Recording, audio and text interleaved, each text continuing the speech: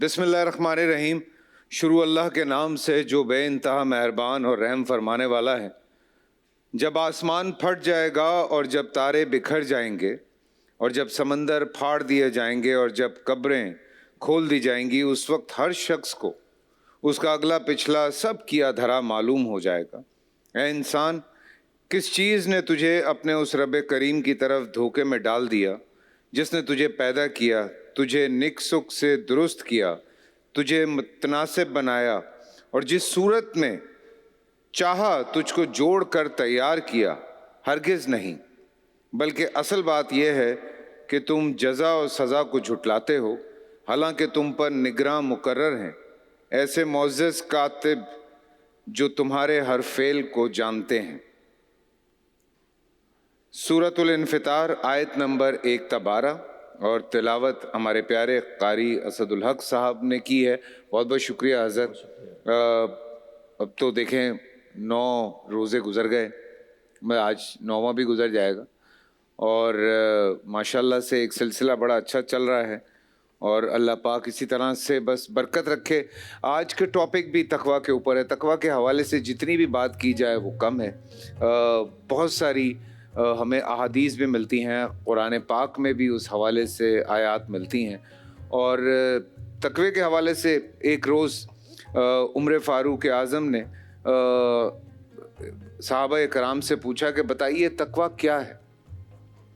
تو انہوں نے عرض کیا، کیا آپ کبھی ایسے راستے سے گزرے ہیں جس پر کانٹے دار جھاڑیاں ہوں؟ تو حضرت عمر فاروق نے فرمایا، ہاں بالکل، میرا ایسے راستے سے گزر ہوا ہے۔ تو آپ نے عرض کیا، تب آپ ایسے راستے سے کس طرح سے گزرتے ہیں؟ ارشاد فرمایا، میں کانٹوں سے بچتا ہوں اور اپنے کپڑے سمیٹ لیتا ہوں۔ تو حضرت قاب نے عرض کیا، بس یہی تقویٰ ہے۔ اس حوالے سے حضور پاک کی بھی احادیث موجود ہیں۔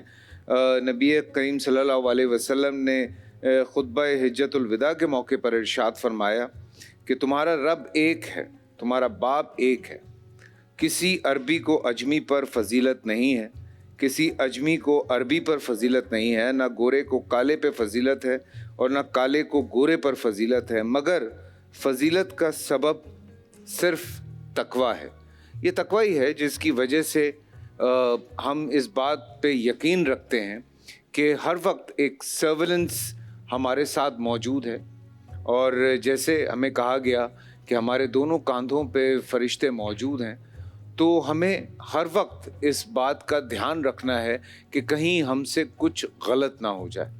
یہ تقویٰ ہی ہے کہ ہمیں یہ احساس ہے کہ کہیں ہماری کپڑے اس طرح کے نہ ہو جائیں کہ کسی کو برا لگے، اس لیے ہم اپنا تنڈ جو ہے وہ ڈھک کے رکھتے ہیں۔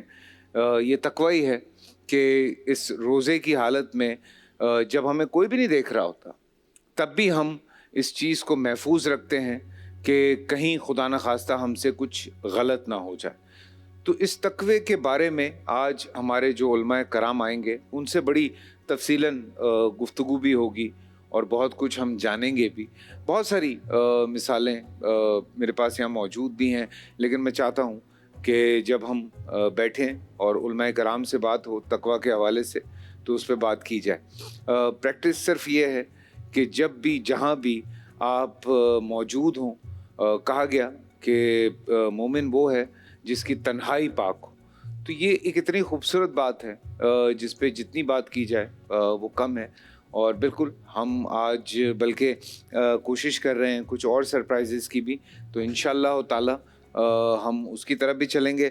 لیکن وسیم عباسی صاحب یہاں پہ موجود ہیں، میں چاہتا ہوں کہ وسیم عباسی کو یہاں پہ بلایا جائے اور حمد باری تعالیٰ سے پروگرام کا باقاعدہ آغاز کیا جائے۔